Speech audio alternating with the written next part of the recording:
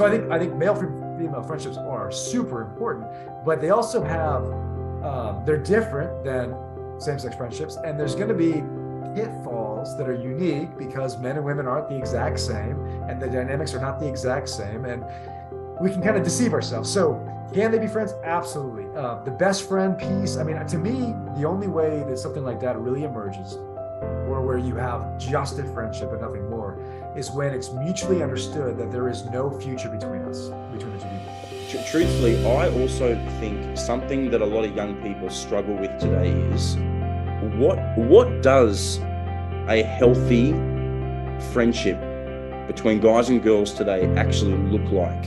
Andrew, it's great to have you on, mate. I've been wanting you to be on for a while.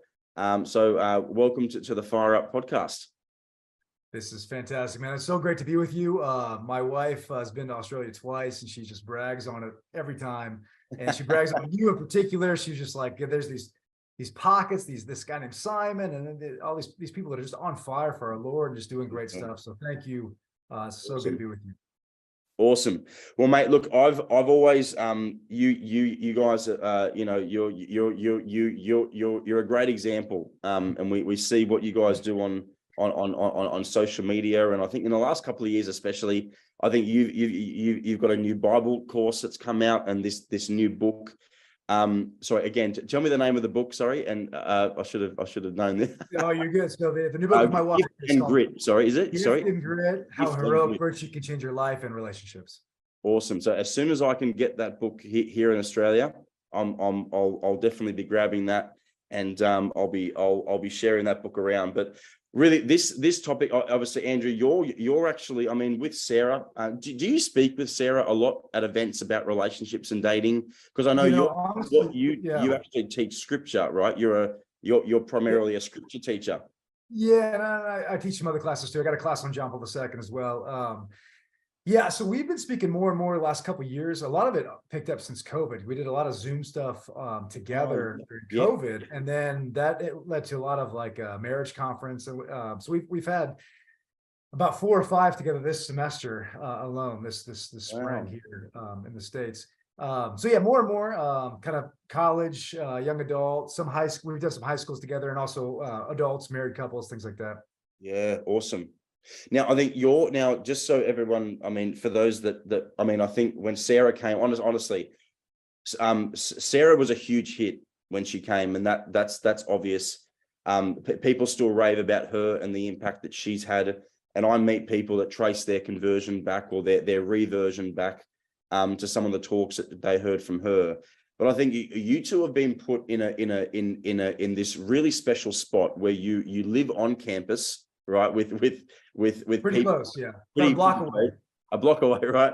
But I remember Sarah would share a lot about saying how students would basically come over to the house, or she'd be in the dorms, and hearing real stories of young people struggling with relationships, dating, with purity. Like, what does this mean? Like, if the guy says this or he's not doing this. And I think that kind of front row seat is priceless in this ministry. Like, you can't do relationship ministry unless you're in relationship with people, right? And so I think that this is why I think her ministry, especially through the book, it's the best dating book like I've ever read. I can't wait to read this one, the new one. It might top it. I don't know, because you got your input. But this episode, I really want to dive in. Again, it's the same topic we talk about a lot, but about relationships and dating.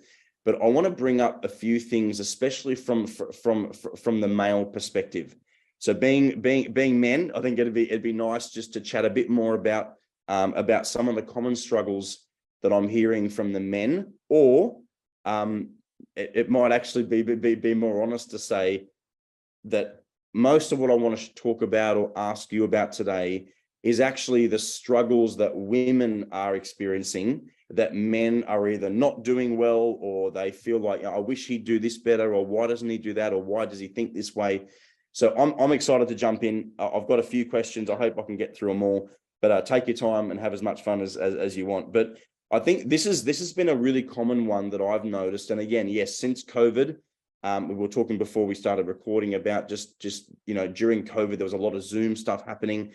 I noticed just on, when my mentoring with young people shifted to online, something that I just kept hearing over and over and over again from these young women that were reaching out were that guys seem to be half-hearted in their expression of interest in me or their pursuit of me. So they seem to have like one foot in, one foot out. Now, they might their friendship or relationship might be pure, might be like there might be no physical affection, but actually in many instances, I was discovering that the guy was like one foot in, one foot out, didn't want to date the girl, but they were still hooking up, they were still having sex, they were sleeping together and being very intimate. And then, but when the girl would ask for some clarity on, well, what are we? His answer was unfortunately, well, I'm still not sure, right? So I think this is something that I'm seeing. I mean, that there's a lot of issues with that. But I think the first thing, and I think you do cover this a bit in your new book, but firstly, why do you think this is actually happening? Like, do you think there are certain wounds with men and their masculinity that might be leading them to be so fearful to pursue intentionally, to pursue with certainty, right? Like what is the deeper why behind why men just really struggle to initiate sincerely? And I think and to couple up with that, how can men, once we kind of work out what could be causing the uncertainty, how do we grow in actually making sure that I need some level of certainty before I swing into this relationship, which is physical or not physical? But if I've gotten a young woman to the point where she's asking, what are we? I've clearly not, I haven't defined what we are a few steps back. Yeah. So sorry, that's a lot there to start us off, but I think that is a really pressing question that I have, but also a lot of young women have and would be very keen to know the answer to. Yeah, no, this is great. This is great. You're talking about Sarah's book. And I think maybe you're alluding to, she was a dorm director. So we lived on campus for 3 years, and that's really where her ministry was born. And then we've since moved off, and we're about a block away from the campus now. But in this book, the Gift and Grit book is, I mean, in some ways it could be seen as like a 2.0 of emotional virtue of her book. Right. Yeah. If you haven't read Emotional Virtue, they need to read that. But yes, so yep. Yeah. So it was Sarah's book. Yeah. So I think one thing now, maybe as much as ever, more than ever, I see a lot of guys are afraid of commitment. They're afraid of commitment. They want to kind of perpetually keep our options open. And I think this is, and this is going to sound harsh, and this isn't a quote from me, but this is something I came across and said, a younger generation, because they're afraid to commit, is going to die without the spouse they never married, without the kids they never had, and without the God they never knew. And it's like, it's such a ominous quote. And it's, I mean, I get it. We've been, people have been wronged, they've been wounded, they've been lied to, their trust has been broken down. And so they're afraid to commit. So I think that's a big part of it. I think guys are afraid to commit. Yeah, and I mean, we're dancing around it, but I mean, with in an internet age, rise of pornography, I mean, like, people aren't dating as much. They're not, it's like I've got my whole world in my screen, and it's like that's a virtual thing. And I think this is not to go back to the Gift and Grit book, but I think our life so often today is a story with no plot. You give your life meaning, you find what it's all about, you make it up as you go along. It's like we're starving for meaning, for purpose. And the whole gift idea is that real meaning is received. It's not something I fabricate, I manipulate, I receive it ultimately from God, and it anchors it in something real. And then all of a sudden my life's got meaning and purpose, and I can commit to something. So I don't know. I think these relationships that you're talking about, it's just the whole framework that we're thinking about it, especially when it gets sexual. I mean, there's more to it, but the old adage, if the guy's getting that, if he's got the milk for free, why is he gonna buy the cow? Why is he gonna commit? There's something to that. And then you mentioned wounds. Like, yeah, I mean, a lot of guys, I mean, we all have wounds, but there's an absence of fatherhood. And a lot of these guys, I mean, I had this fear, and we wrote about it in the book too. I mean, like, I wasn't close to my dad, never really have been. And I was afraid I wouldn't know how to be a good father, a good husband, because I never saw it. And what I love telling these college guys, I'm like, hey, look, you can be as good as you want to be, because the resolve to be what you didn't have can move mountains. So don't be afraid. You're not a slave to your Wow. past. Yeah. But yeah, so there's a reckoning with ourselves, our past, who we are, coming to know the Lord and seeing my life again as a gift from Him, that I'm here for a purpose. I've got a mission. I've got, He's called me for a reason.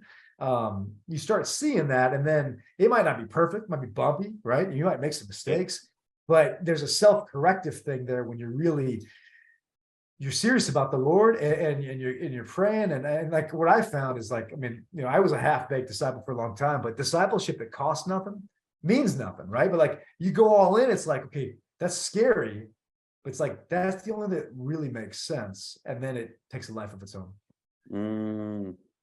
Awesome. That's awesome. Just to be, I mean, I suppose this again, I think something I have discovered as well that might that might be helpful is, I feel, and again, I'd love your input here, obviously, but I've always felt like, and I suppose I experienced this as well. When I was single, I used to serve at probably one of the most active parishes in Sydney. I was one of maybe like 30 or 40 other like young leaders that were single and just on fire for the faith. And we used to minister to like, 200 teens, each week. And we had multiple meetings a week. And, I would be rubbing shoulders with these young women that were so beautiful, so virtuous, so prayerful. And it was only natural that there was a fair bit of love going on in that parish, right? Like people were being drawn to each other, and you're when you're spending time together, and you're serving, that's a really beautiful place to be meeting somebody and getting to know somebody. But one thing I used to find was that it was quite natural for men sometimes that they would be really, really drawn to a certain young woman, and there was this kind of feel good high about the girl. And but sometimes it would just kind of naturally slide away after 2 or 3 weeks, right? So I often encourage guys to be like, look, why don't you just kind of, like, if you make that like very intentional effort to pursue the girl and respond all off your emotions and feelings, sometimes they kind of get themselves into something that might not have like sustained itself had they have just taken a little bit more time. Now, I mean, that's just been one little, I mean, again, I'd need to unpack that a lot more, but that just encouraging guys to be like, look, don't just jump to getting the number and going on that coffee date the instant you see someone that's pretty and looks prayerful, right? And just giving it time to play out a little bit. That sometimes can even just that can prevent these, like, short-lived relationships that are very emotionally intense and sometimes physically intense, that end very quickly and leave the woman confused. That's just like a simple thing that can stop that happening. But would you have any other advice for guys who might be like, look, I really struggle. Like, I mean, I've heard this a lot as well. Recently, I've heard of young men who start going out with a particular girl, and then 3 or 4 weeks in, they're like, oh yeah, I'm not worthy of this girl. Like, I don't think I deserve this girl. I'm not good enough for you. And again, we don't always know how sincere that is. Is it just a nice way to say I'm over you, or is it really that I don't feel worthy of this girl? But have you got any tips for guys just to be like, okay, if you are actually going to pursue a relationship with another young lady, what are some checkpoints they might be able to pray about? You spoke a lot about receiving purpose from God and being in a state of prayer. What kind of things should they be praying through first before actually making that leap? Because once you show a girl that you're pursuing her, you owe her a pretty good answer if you just want to back out. True? Yeah, I mean, there's kind of a sweet spot. I mean, you're kind of saying, don't just get excited about any girl that catches your eye, and be a little bit more discerning and not just, following your appetite in kind of a superficial way. I think there's an extreme on the other side too, where we're just like call ourselves friends and for months and months and months, and we're like really flirting and really kind of acting like there's something more, but we're all afraid to kind of commit. And especially when we're doing that with multiple girls at the same time, multiple women at the same Yes. time, that's a disaster waiting to happen. So I think my first thought is pursue one girl at a time, pursue one lady at a time. Be friends with lots of them, of course, but like when you're starting to pursue them and take that initiative, and to me, there's gotta, the whole DTR language, the define the relationship, right? I mean, to me, there's kind of 2 points, and you don't have to call it that, but there's like the initial showing of interest, hey, I really appreciate our friendship. I'd like to get to know you better. I mean, as I tell ladies here at the college, I'm like, if a guy says that to you, he's not asking just to be your friend. I mean, there's most likely there's something more than Yes. But then like that doesn't, you can't just stay there forever. So to me, like within a couple of weeks, I think like a month tops, you should be able to figure out, hey, is there more here or not? And so at that point, I think you either commit or you back off. You can't just stay in the kind of like flirtation zone where you have all the perks of like a dating relationship, but no commitment, right? So, and you're just wasting everybody's time. Like it's just not good for anybody. I think one, pursue one at a time. I forget what the part of the question was. Sorry, I'm drawing a blank. No. You answered. I think you answered it really well. I think that I think that hits the nail on the head really good. Look, but you brought up another question that I think is so important. Sorry, just also, I always do a bit. I always do a bit of a survey with girls. If I'm in it, I've got an all girl audience, or sometimes it's fun to do it if there's guys in there too, because they get to see the truth. But I always say, look, like I always say, like, how long after a guy begins showing pretty intentional interest in you, do you want to know if he's in or out? And the average answer is like 2 or 3 weeks. And I think that kind of shocks guys, because sometimes I'll ask the guys, how long do you think it should take before I ask the girls? And they're like, 6 months, 3 months. And the girls are like, look, I want to know in a few weeks. I think that's helpful for guys to know that girls really, like, you owe it to them. Like, if you're uncertain, then that's also your answer. Like, like I know, like with Maddie, like when I met Maddie, I was like, I would have jumped over pews to make sure that I was with her. I was like, I've got to have this girl. If you don't have that kind of energy and certainty and passion, then that's also an answer, because that woman, you owe it to her that she should feel intentionally pursued. And if you can't give her that, then that's your answer. But something you said that I think is so important, I get this question all the time, and it is, can we be, just coming back to the point about pursuing one at a time and having good friendships, I get this question a lot, is can you be best friends with someone of the opposite sex, right? Now, I always think it's sometimes they don't play out how that might look in the future. Like if you're a girl and your best friend is a boy, and then you start dating and some other guy because you and him are just in the friend zone and there's nothing romantic happening there.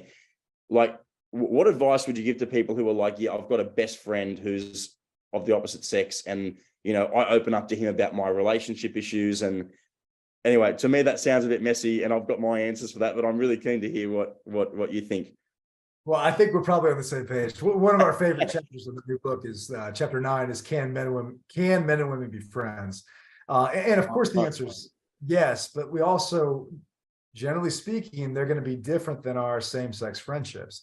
So the language, and I'm sure someone can bring me exceptions, but I think generally what I would say is going on is, because I think here's what happens: the people that we're attracted to as friends probably have some of the same qualities we're looking for in a spouse.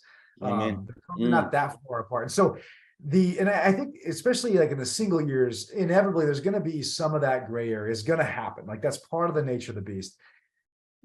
The question I always ask is, okay, would you have the same kinds of conversations, do the same activities, spend the same kind of time together if either one of you were seriously dating someone else?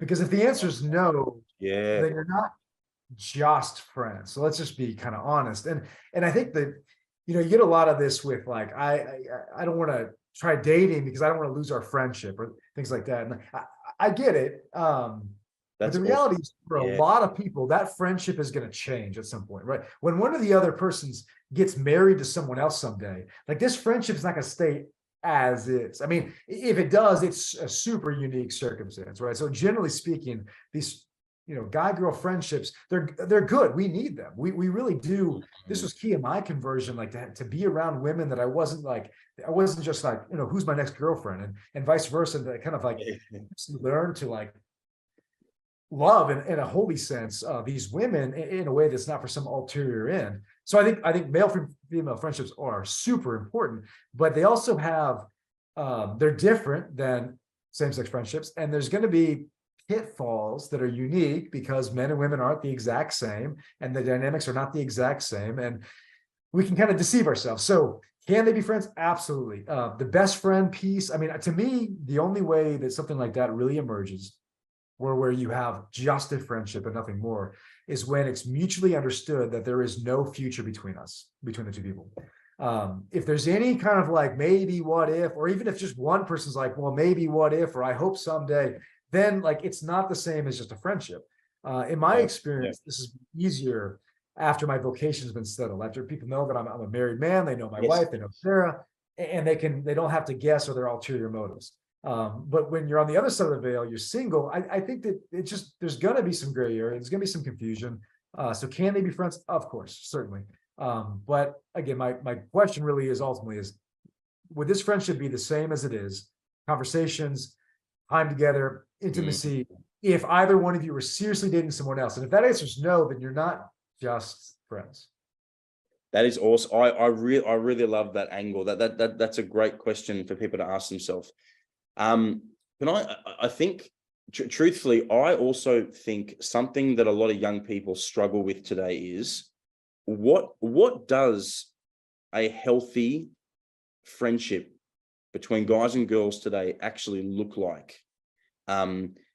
If I'm, because I mean, we're so like, I mean, it's no different in church circles. I mean, I only do ministry in church circles, and I hear all these problems in church circles, right? So, I think truthfully, I don't know if young people have ever been given some like healthy boundaries or guidelines or tools to help them know, well, if I honestly, if I'm serving at a parish and I'm rubbing shoulders with some really good people of the opposite sex, what are some boundaries that actually are going to allow me to simply have a healthy friendship with them, but at the same time ensuring that I'm not doing anything or saying anything that might be leading them on, or might be creating any confusion between like what we are. And I know that's, it's sometimes impossible. I mean, we're not completely in control of how people respond to us, and I understand that. But I mean, even something that me and Sarah were talking about when she was here, and I think she actually helped me formulate this. She told me, she was like, look, she was like, I don't think, because even like back then when I was like engaged to Maddie, or even in a relationship with Maddie, that's when I started to realize something, a certain behavior I was doing that probably wasn't very healthy was I was giving these talks, and then these young women would be saying, oh, like, could we catch up because I want to talk to you about this problem or ask this question?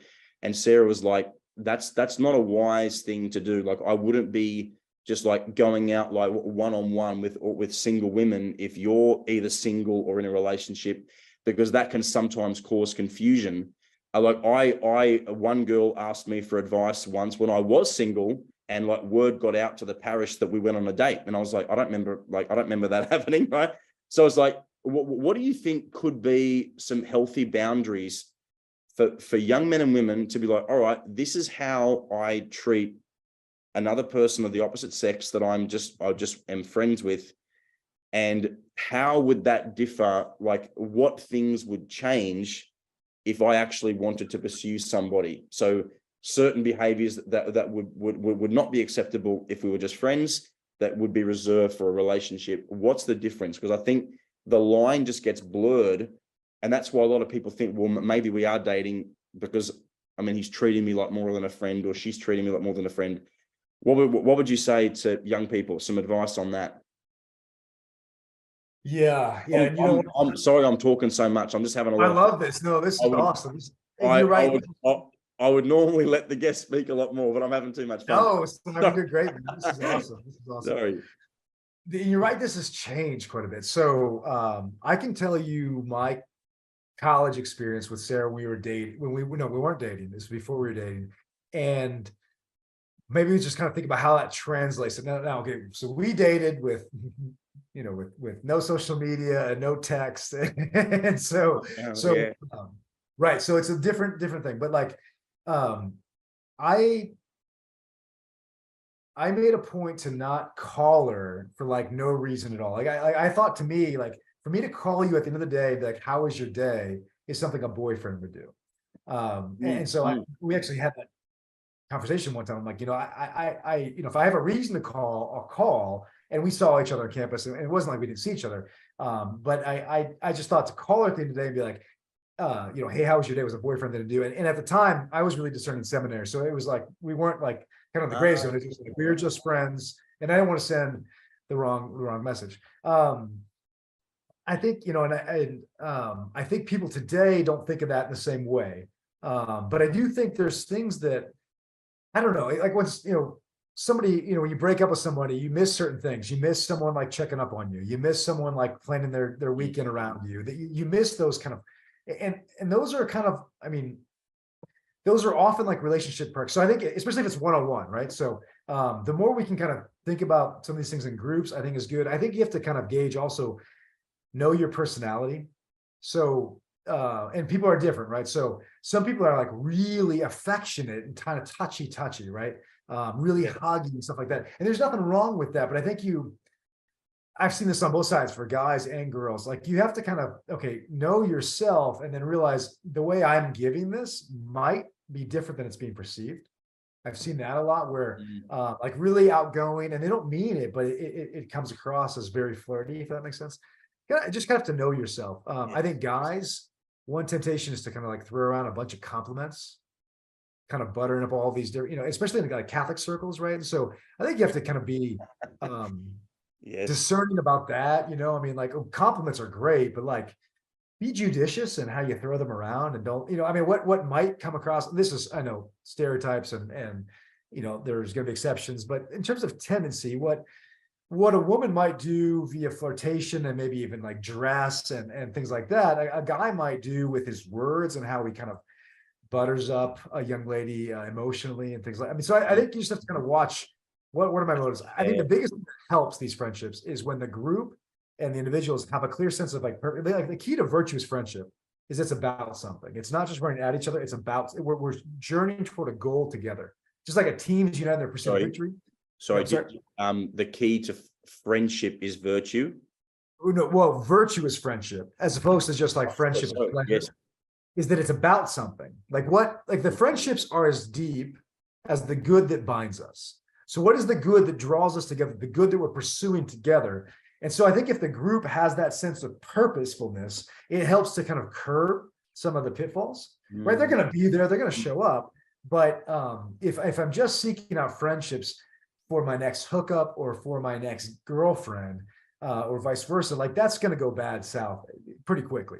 But if we have a sense of our friendship is rooted in something more, and we still have to be careful, but it'll help curb that a little bit. So I don't know if that helps a little bit. I think watch your words, watch your touching. Again, not to be puritanical, be like, no hugs. I don't mean that at all. I just mean some personalities are more affectionate than others, and that person has to kind of just think about how that might be received, and not like be something you're not, but maybe curb it just a little bit. It's just an idea, right? I think everybody's got to discern what's my temperament, what's my personality, and kind of ask, good friends sincerely, like, how do I come across? Yeah, I love that. That's awesome. That's certainly me, mate. I'm certainly the type to. I'm a real hugger. If you ever come to Australia, I'll give you a hug, mate. When I see you. No, I am too. You mentioned like the one-on-one stuff. And this, I think, like Protestant pastors have to think about this. Priests have to think about this. Like and obviously there's like spiritual direction, confession, things like that.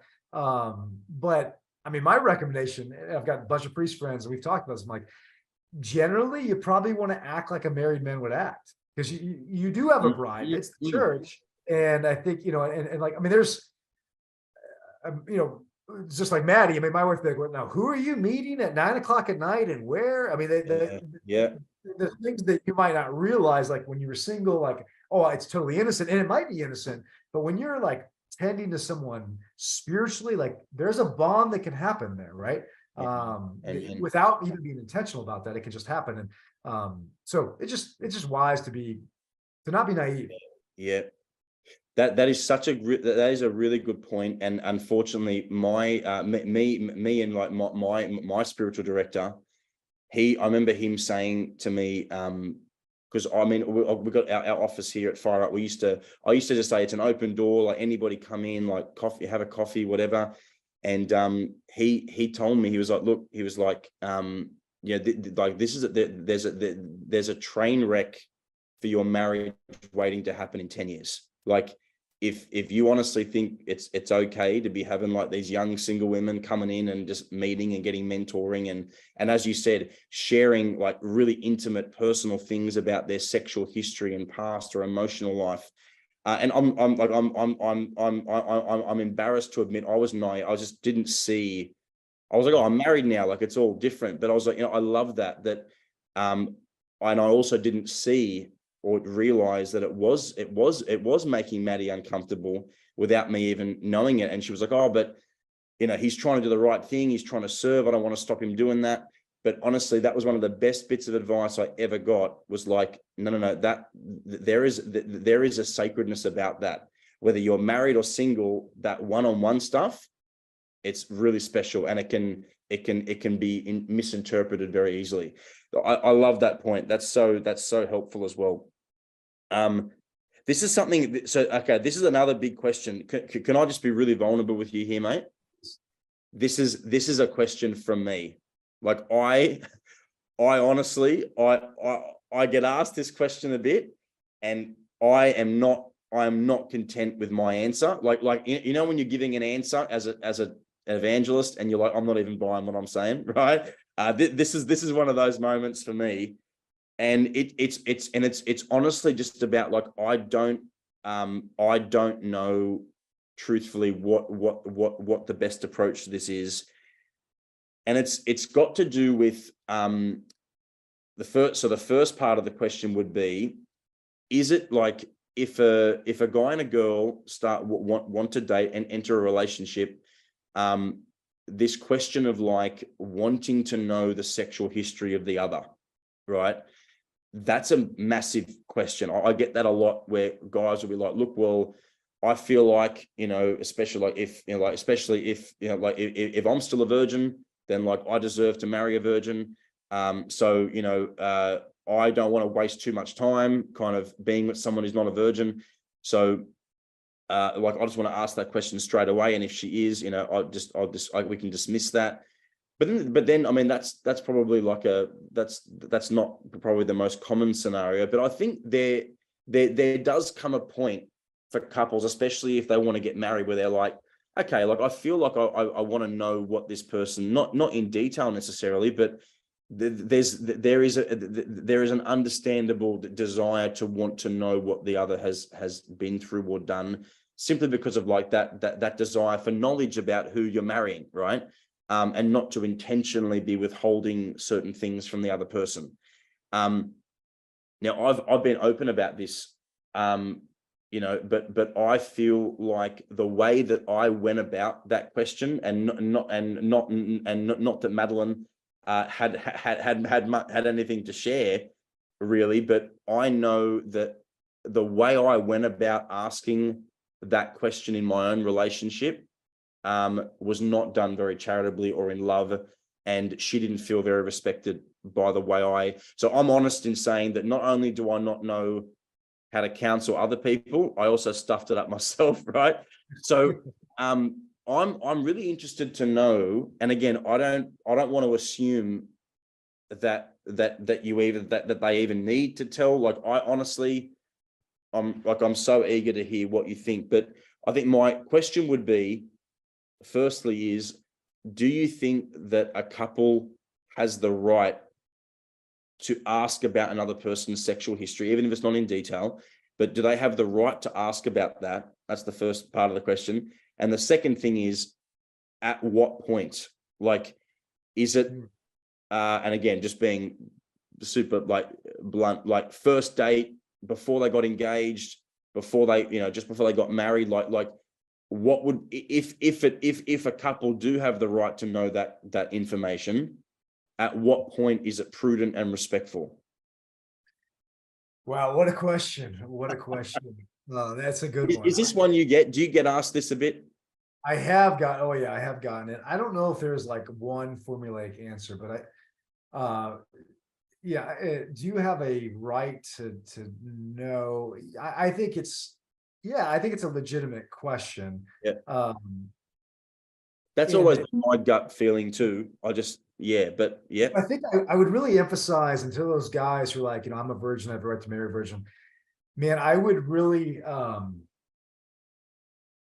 I would be open to not rigidly insisting on that, because some people have conversions and they're like, I'll just be honest. So I did conversion in college, and Sarah met me post-conversion. It's almost like there's like two me's, like she met a different person. And that, so I just think, those guys, men or women who are thinking that, like, I totally get it. I get it.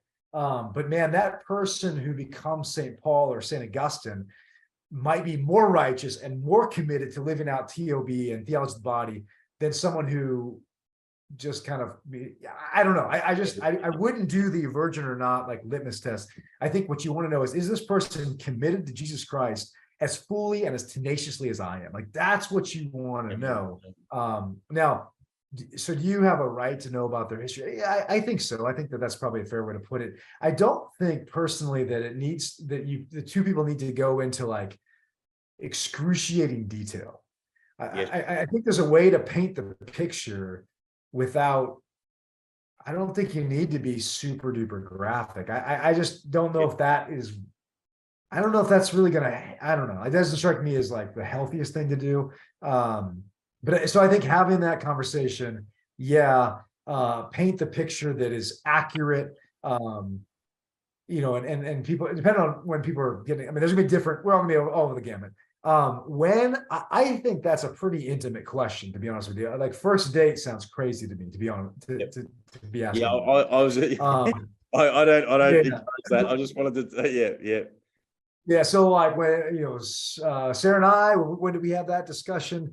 We were not engaged yet, but we were at the point of like talking about marriage. Like, we were serious, right? I don't know if there's a magic number, but first date, that sounds really, it's almost like the question of like, when do we start like intimately praying with each other?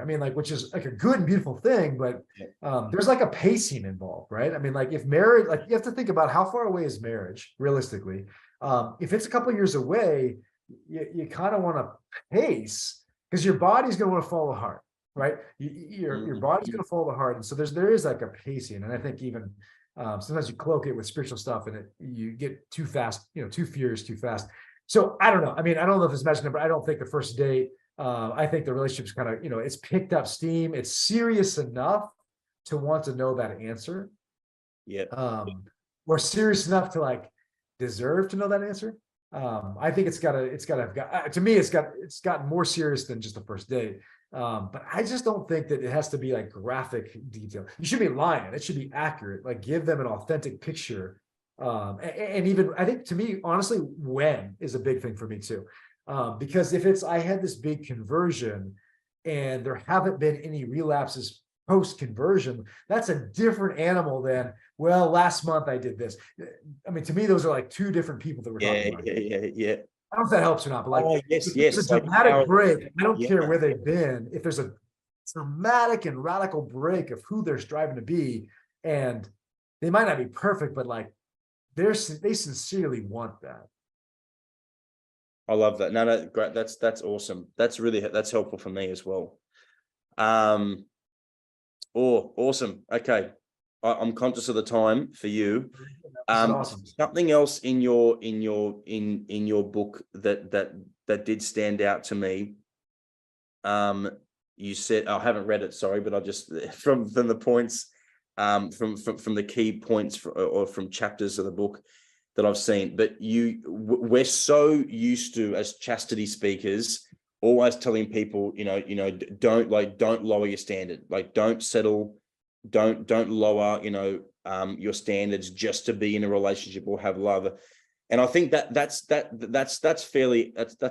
quite understood, right? That we would never encourage people to lower their standard, and just for the sake of, because it's better to be in a relationship than to be single, right? I think we could all agree on that. However, something that did stand out was, you said in the book it looks like it's going to cover, but I mean, is there a such thing as being too picky, right? And like, what does that actually look like? Because even last night at the talk I gave last night, this young woman was basically asking this question. She was like, "Look, I'm in my late 20s. I just broke up with a guy. We had our relationship was 5 years long, and now I'm like, all right, I'm almost 30, and I'm like right back to square one after thinking that I was going to marry this guy, and I'm panicking about my standards, and like, because like I don't want to be left on the shelf." But sometimes I think some of the best like young Catholic women I've ever met are in their late 20s, early or late 30s. Like, they are just like, you're like, what is wrong with someone? Like, they're the most beautiful young, woman you can imagine, so prayerful and have a servant heart, and they're single. And you're like, I don't know what's going on. Now, again, there's probably a lot of answers for that, but like, is there a such thing as being too picky? And what would that look like if a young woman or a young man was being too picky? Yeah, I mean, we counsel the same as you said. I mean, on things like faith and character, don't settle. But I do think, and I've seen it, where I think you can be too picky in the wrong ways, is how I'd put it. Too picky for the wrong reasons. Like, and I think the way I'd put it is, just make sure you're always open to God surprising you. It might not be as you envision. Like, this might not be they might not listen to the same podcast as you, might not be the type you envision yourself ending up with, but maybe there's something here that you didn't see at first glance. I think that's, so be open to God surprising you. Don't be too picky in the wrong ways. And I think part of, so if I'm being honest, this might be scandalous to your audience, I don't know. I think that like as much as Maddie, she caught your eye and you're like, man, I got to get to know that girl. It's the same thing for me and Sarah. But I think the soulmate language, I think, actually hurts us. So obviously in God's eternal knowledge, he knows the plan, he knows who we'll end up with, but that's not how we experience it from our end, right?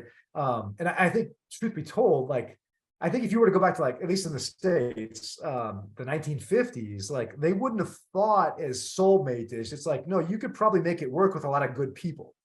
And that sounds bad, but I think that there's something true about that.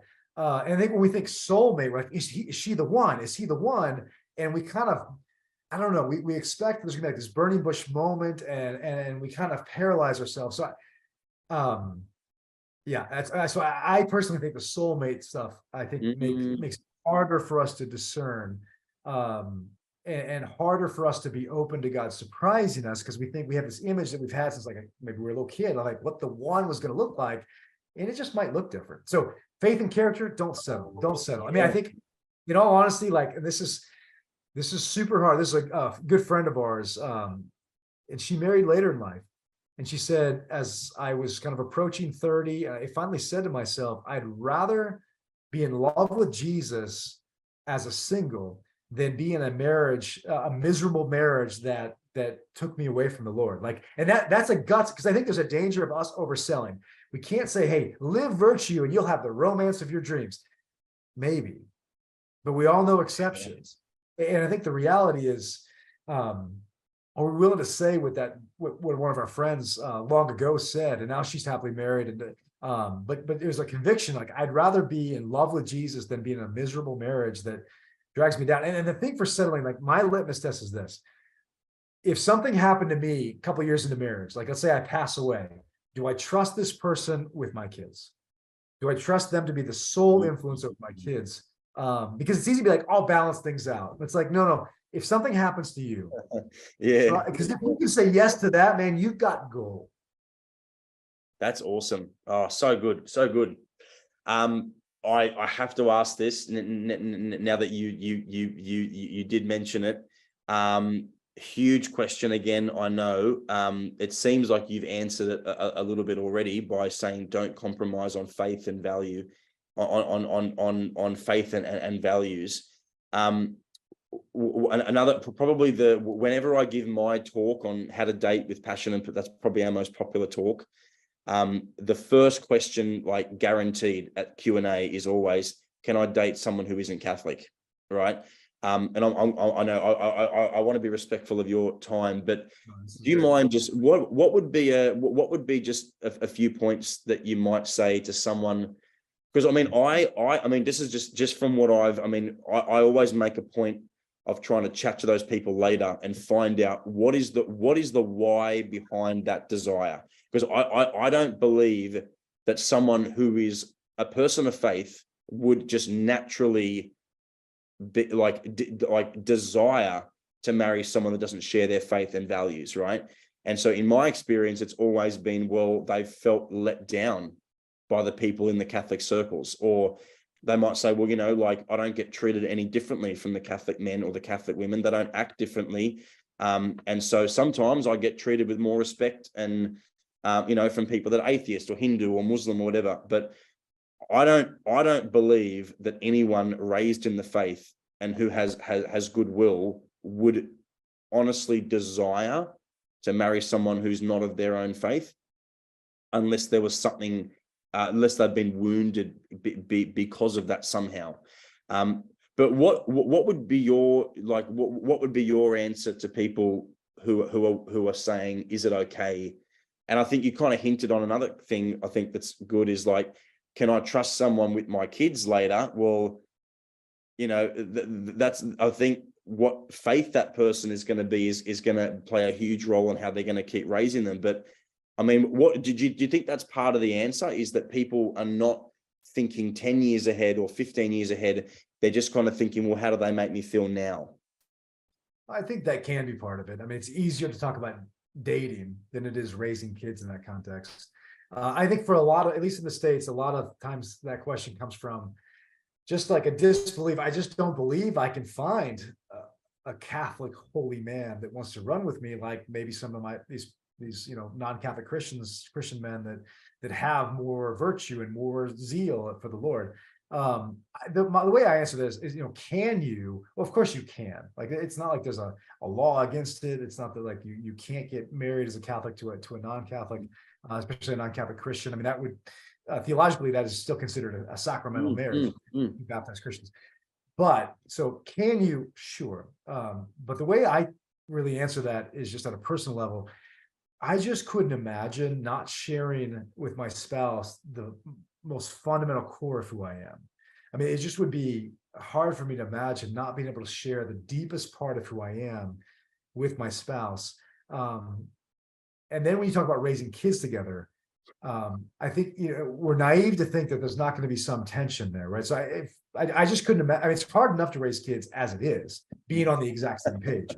For real. I mean, and then, but when you throw in differences there, so can you? Of course. But I just couldn't imagine not sharing the deepest part of myself with my spouse, and not being able to share that together with our kids. It's one of the most powerful parts of our marriage. And so it's more like, it's not like, can you? No, you can't. No, you can. But I think you're missing out on something even deeper and really special. And I think generally, when this is my experience, again, I don't mean to offend anybody, but I think when people say it doesn't matter, I think that is most commonly said when people aren't that convicted in their own faith or their own particular faith tradition. Let's say I'm a Catholic, I'm like, well, as long as they're a Christian, that might mean I'm more convicted in Christianity and I'm not as convicted in Catholicism as the fullness of truth and this is what we believe. I mean, to be Catholic is to be Christian with nothing left out, right? So, and I love my Protestant brothers and sisters, right? And they share in the truth, absolutely. but it's not the fullness of truth, the fullness of communion with God. Think about the Eucharist. Like the further away you get from the Eucharist, you might participate in the fullness, but it's not the fullness until you have that blessed sacrament right there. So I don't know. That's just I guess my take is that can you? Of course you can. Right, awesome. But man, I couldn't imagine not sharing that with my spouse, and especially when it comes to raising kids. Amen. Andrew Swafford, mate, that's got to be one of the most fun episodes I've ever done. I really enjoyed that. I mean, it's obvious. I was getting passionate and excited. These kind of questions, they just light me up, and I think the answers you gave were just exciting and fun. Some really good points. I'm going to have to listen to this back and really study the answers, and this is going to help a lot with how I'm serving people. But we're going to put a link. Now, I think we can pre-order your book at this point still. So I'm very excited to help promote that. We'll definitely we'll put that in the show notes for people to order, and I'll also do my bit to try and get that book more accessible in Australia, so that I can begin sharing that around everywhere we go. But I'll talk to Ascension too. Yeah, I mean, I'll talk to them about. I mean, I think it looks it looks awesome. And just so I know, is it more geared? It's not really geared for teen level. It's more for like a young adult audience, or can it be? Do you think it can be read by teens? It's probably geared toward young adult, but I honestly, I think anybody high school, college, young adult, and like I think anybody like 15 to 40 could get a ton of it. Awesome. Yeah. I mean, it's really a book about like, honestly, it's a book about going all in with our Lord, like getting over that hump. Like a lot of us want to be like a good guy, but like we're afraid to go all in. Like, what does that mean? And then when you go all in, how does that transform our relationships, our friendships, our dating, our friendships with women, but vice versa, and then ultimately our relationship with our Lord.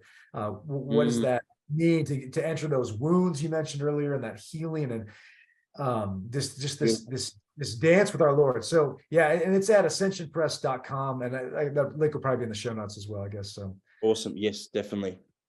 Thanks so much, brother. May God bless you and your family. Please say hi to Sarah for us, and all the best. You got number 5. Number 6 is due in June. Coming due in June. So and Simon, thank you for all you do, you and Maddie. And I mean, we're just super big fans from afar. So it's a blessing to share the event with you, man. God bless you, mate. Thank you so much, and we'll definitely have you on for part 2.